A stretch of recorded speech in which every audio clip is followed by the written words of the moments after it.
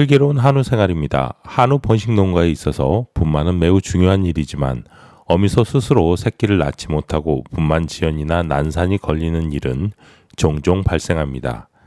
난산의 이유는 매우 다양하지만 더 중요한 것은 난산에 어떻게 대응하는가입니다.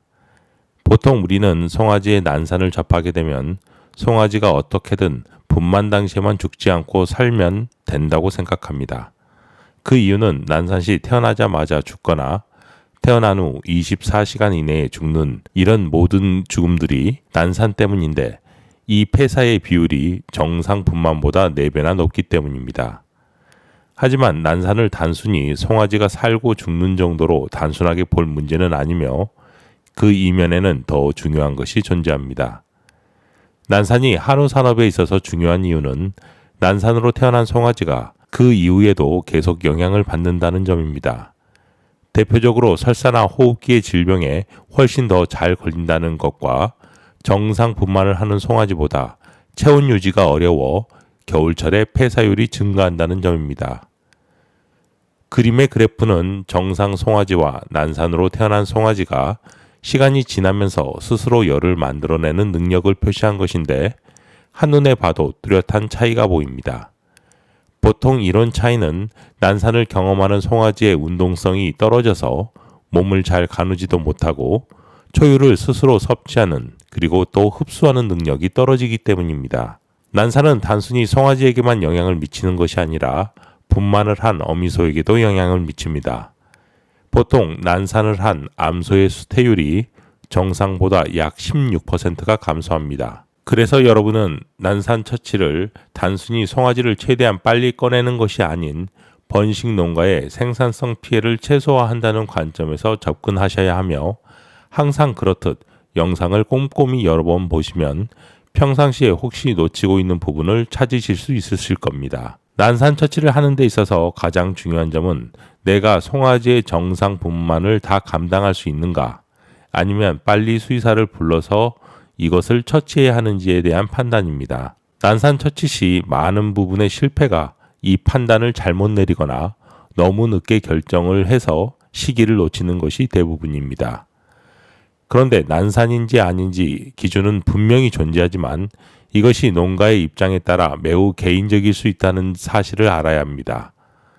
일반적으로 매우 쉬운 분만 처치도 경험의 유무에 따라서는 농가마다 이것이 난산이 될 수 있습니다. 즉 분만 처치에도 난이도가 존재하는데 이게 능숙한 농가는 별일이 아니지만 반면 어떤 농가에는 이것이 어려워 난산으로 여겨질 수 있고 이런 경우라면 일단 빨리 수의사를 불러야 합니다. 오늘 소개하는 여러 내용을 통해 여러분은 상당히 많은 난산 처치에 대한 지식을 얻으실 테지만 이것을 아는 것과 직접 몸으로 시행하는 것은 다르니 이를 빨리 판단하시기를 부탁드립니다. 난산이라는 비정상적인 분만을 알기 위해서는 정상 분만에 대해 먼저 알아야 합니다.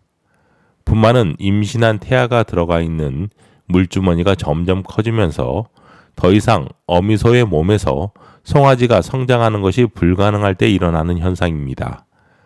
그러다 보니 분만은 어미소에게 하루 만에 순식간에 일어나는 현상이지만 어미소의 몸은 이미 분만 전부터 분만을 준비하는 상태로 바뀌어 가고 있습니다. 분만 시작 전에 일어나는 대표적인 것이 바로 사크로사이아틱 인대가 늘어나는 것인데 분만 시 송아지는 산도를 통과해야 하며 이때 가장 큰 관문이 되는 것이 이 골반뼈의 공간입니다. 사크로사이아틱 인대는 이 골반뼈와 연결되어 있는 인대인데 분만이 가까워지면 이것이 점점 늘어납니다. 이것을 만져보는 방법은 한 손은 직장에 넣고 반대쪽 손은 소의 바깥쪽 엉덩이에 넣고 눌러서 확인하는 것이 가능합니다. 분만 며칠 전에는 평상시보다 약 2.5cm 정도 늘어났다면 분만 당일에는 이보다 더 늘어난 5cm 정도가 늘어나서 이걸 미리 만져봤다면 분만이 가까워옴을 미리 알 수가 있습니다. 또한 가끔 농가에서 소가 새끼를 낳을 때가 되었는데 전혀 분만할 기미가 안 보인다면 이 인대를 자주 만져서 변화를 확인해 보는 것도 방법입니다. 분만은 하나로 연결되어 있는 과정이지만 이를 통상 1, 2, 3단계로 나눕니다. 1단계는 분만이 일어나기 전에 준비하는 단계, 2단계는 본격적으로 분만을 하는 단계, 그리고 3단계는 송아지는 이미 다 나왔고 이후엔 후산 같은 것이 배출되는 단계입니다. 주로 농가에서 궁금해하는 것이 1단계와 2단계에서 일어나는 송아지의 분만이 정상적인지 아니면 또는 비정상적인지 판단하는 것이며 언제 사람이 개입해서 처치해야 하는 것인지 그것을 또 판단하는 것입니다. 먼저 1단계에서는 분만의 준비 단계입니다. 일반적으로 1단계는 초산후에서 시간이 더 길어 4에서 6시간이 걸리고 경산후의 경우에는 이보다 짧은 2시간에서 3시간이 소요되며 초산후는 예민해서 눈에 띄는 반응을 보이지만 경산후의 경우에는 반응이 약해서 잘 보이지 않을 때도 있습니다. 이때 어미소의 몸속에서는 자궁이 반복적으로 수축과 이완을 하면서 송아지가 점점 분만을 위한 자세를 잡아가는 것입니다. 그리고 이런 수축의 압력이 높아지면서 경관도 점점 열리기 시작합니다.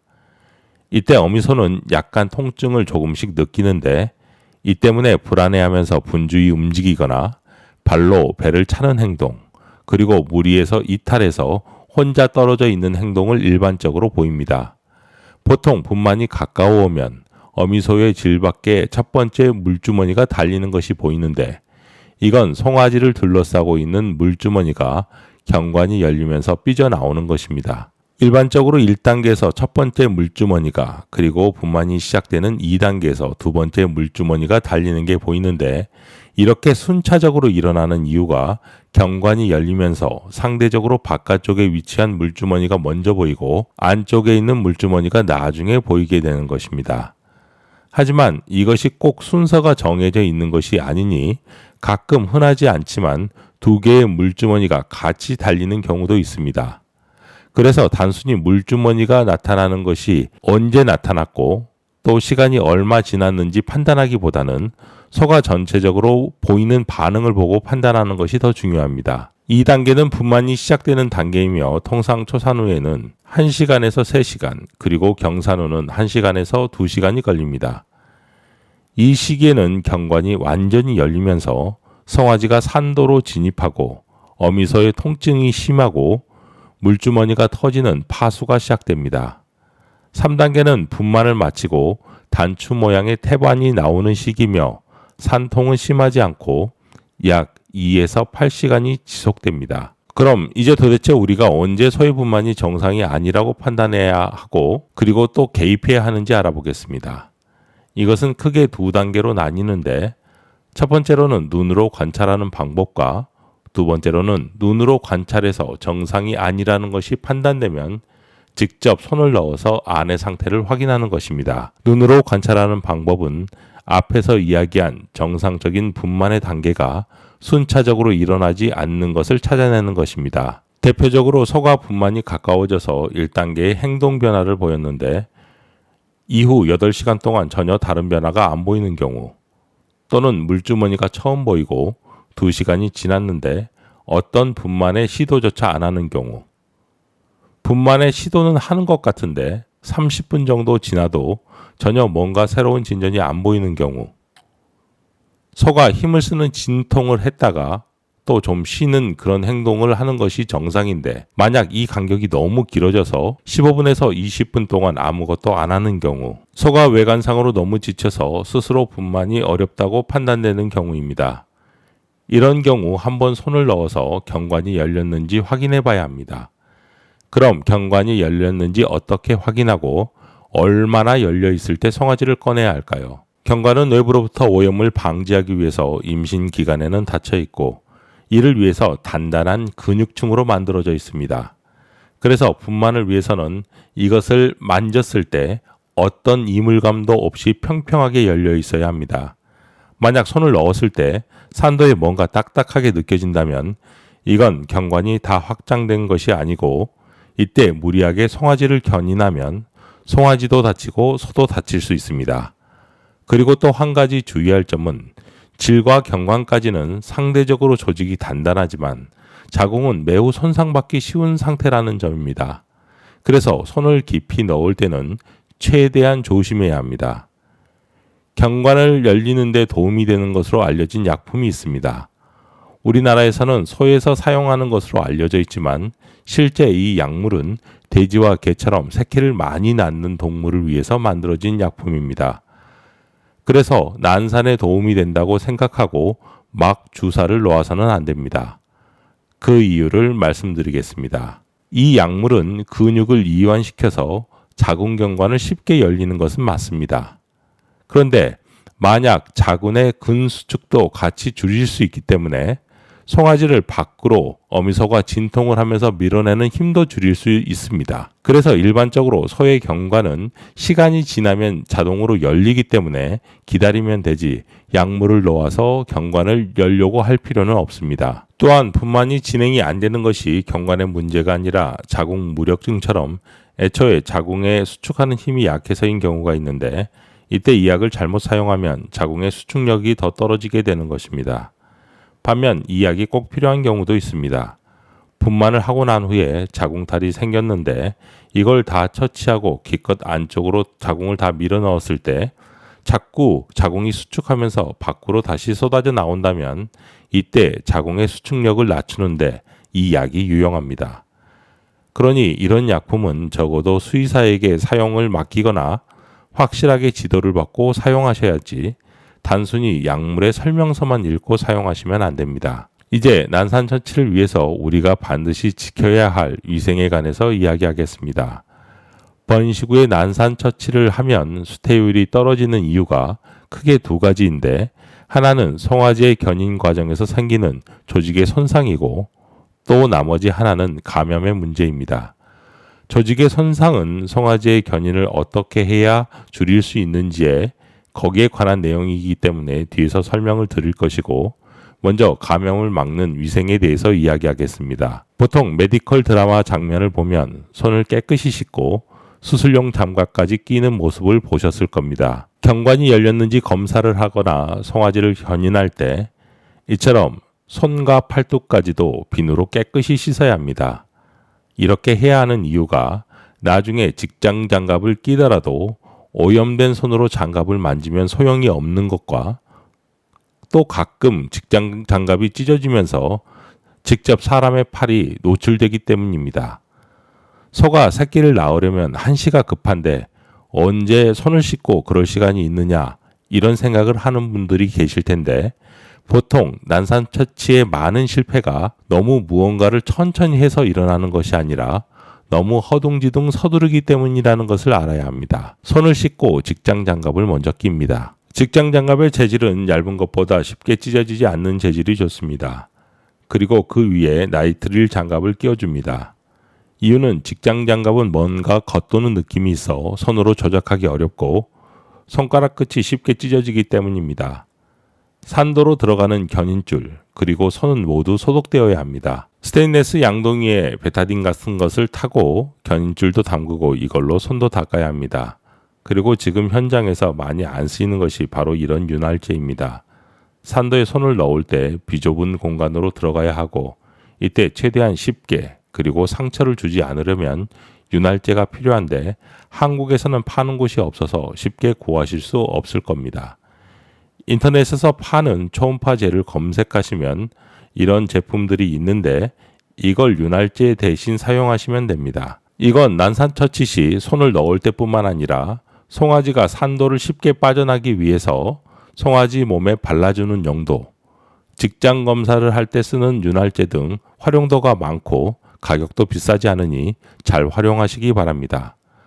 손을 산도로 집어넣는 것을 할 때 먼저 확인해야 할 것이 바로 앞에 말한 경관이 열렸는지이고 두 번째가 바로 송아지의 생사 여부입니다.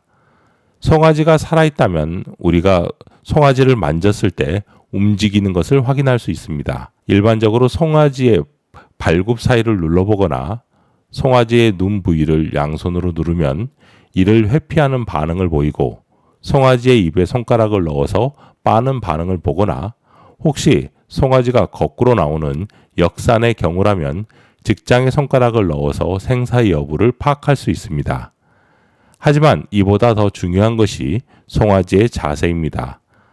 다음은 정상 자세로 분류되는 대표적인 두 개의 자세입니다. 머리와 두 다리를 앞으로 한 자세 또는 두 다리를 뒤로 한 자세입니다. 반면 보이는 것처럼 한쪽 다리가 접혀 있거나 아니면 머리가 돌아가 있는 자세는 먼저 교정을 해준 다음에 견인을 해야 하는 자세입니다. 또한 몇 가지 아주 흔하지 않은 자세도 있습니다. 송아지의 네 다리가 다 보이는 자세입니다. 이 경우 이를 쌍태로 오인하는 경우가 있습니다. 쌍태의 경우 만약 각각 다른 다리가 밖으로 나와 있을 때도 있는데 이게 한 마리의 다리인 줄 알고 당긴다면 절대 송아지를 꺼낼 수가 없습니다. 제가 임신 진단을 초음파로 받아보라고 말하는 이유는 이런 쌍태의 경우 초음파를 통해서 쉽게 확인이 가능하기 때문에 분만 시에 미리 충분히 마음의 준비를 할 수가 있습니다. 보이는 영상은 고성능의 초음파의 쌍태의 모습이고 동그란 두 개의 원이 각각의 태아입니다. 워낙 해상도가 뛰어나서 자세히 보시면 태아의 심장이 콩닥콩닥 뛰는 것까지 볼 수 있습니다. 이제 분만 처치에 필요한 좀 더 세부적인 내용을 말씀드리겠습니다. 여러분이 판단을 해야 할 일은 손을 넣었을 때 송아지가 어떤 자세인지 파악할 수 있는 것과 어떤 자세인지 판단을 했다면 앞에서 말한 송아지의 기본 자세를 만들 수 있는지 확인하는 것입니다. 몇 가지 예를 들어보겠습니다. 송아지의 머리가 만져지는데 송아지의 앞다리가 하나만 나와 있다면 이때는 손을 넣어서 나머지 반대쪽 다리를 앞으로 꺼내와야 합니다. 그렇지 않으면 어깨가 산도에 걸려서 송아지를 빼내지 못하고 한쪽 다리에 줄을 묶고 당기면 송아지와 어미소가 모두 크게 다칠 수 있습니다. 이 경우 그냥 송아지의 다리가 아래로 내려간 경우가 있고 또 엘보우 락이라고 굽힌 송아지의 팔꿈치가 접힌 상태로 끼어 있는 경우가 있습니다. 엘보우 락의 경우에는 송아지의 머리를 뒤로 밀면서 팔꿈치를 펴주어야 합니다. 만약 송아지의 다리가 두 개가 보이는데 머리가 안 만져지는 경우는 어떨까요? 역산으로 태어나는 경우도 있을 수 있지만 송아지의 머리가 돌아가서 안 만져지는 경우도 있습니다. 이때 가장 쉽게 확인하는 방법이 바로 이게 송아지의 앞다리인지 뒷다리인지 이것을 확인하는 방법입니다. 보통 사람의 손과 발은 모양이 다르기 때문에 쉽게 확인이 가능하지만 송아지의 다리는 그렇지 않습니다. 그래서 가장 쉽게 파악하는 방법이 바로 관절의 방향이 꺾이는 것을 보고 파악하는 것입니다. 앞다리의 관절은 같은 방향으로 두 번 꺾이지만 뒷다리는 서로 다른 방향으로 꺾이게 됩니다. 그래서 앞다리인데 머리가 안 만져지면 머리를 견인해서 정상으로 돌리면 됩니다. 머리를 돌리려면 한 손으로는 쉽지 않습니다. 만약 필요하다면 머리빨을 이용해야 하는데 급한 마음에 턱에만 줄을 걸고 이 머리빨을 쓰면 약한 턱뼈가 부러질 수가 있습니다. 그러므로 송아지 귀 뒤로 줄을 하고 입 안쪽으로 걸리게 해서 사용해야 합니다. 송아지의 위치를 확인하는 시점에서 여러분이 수의사를 부를지를 결정할 수 있습니다. 다음 상황에 여러분이 있다면 반드시 수의사를 호출해야 합니다. 첫째, 도대체 송아지가 어떤 상태인지 나는 도저히 모르겠다. 이 경우에는 여러분이 할 수 있는 것이 없기 때문에 도움을 요청해야 합니다. 둘째, 자세를 보니 비정상적인 자세인지 알겠는데 내가 어떻게 교정할지 그 방법을 모르겠다. 셋째, 어떻게 교정할지 방법은 알겠는데 내가 해서 도저히 안 되는 경우입니다. 안 되는 기준은 15분 정도 이런저런 시도를 해보고 그래도 안 되면 바로 수의사를 호출해야 합니다. 이제 송아지가 정상 자세일 때 견인하는 방법에 대해서 알려드리겠습니다. 송아지를 견인할 때 주의할 점은 송아지의 몸에 최소한의 물리적 충격을 주는 것인데 이를 위해 너무 과한 힘을 주어서는 안 됩니다. 트랙터나 전동 민치로 당기는 것은 당연히 안 되며 건장하고 힘센 사람이 한 명이 당기거나 그냥 일반인이 두 명이 당겨서 뺄 수준이어야 합니다. 송아지를 당길 때 쓰는 도르래는 당기는 정면의 방향에 설치를 하고 다만 송아지를 뺄 때의 힘은 앞에서 실시간으로 서 있는 사람이 조정해야 합니다. 힘을 쓰는 원칙은 어미소가 힘을 쓸 때 같이 힘을 쓰고 어미소가 쉴 때는 같이 쉬는 것입니다. 이를 지키지 않고 막 당기면 어미소의 내부와 송아지의 근골격이 손상될 수 있습니다. 송아지 발목에 줄을 감아줄 때는 줄은 당연히 소독을 해야 하고 송아지의 발목에 압력이 분산해서 작용하도록 묶어주는 것이 중요합니다. 이유는 송아지의 발목에는 성장판이 존재해야 하는데 이곳에 한 곳에만 감아주면 성장판이 손상되어 송아지의 성장에 문제가 생기거나 또 가끔 힘이 집중되어서 송아지의 발목이 부러지는 일이 생기기 때문입니다.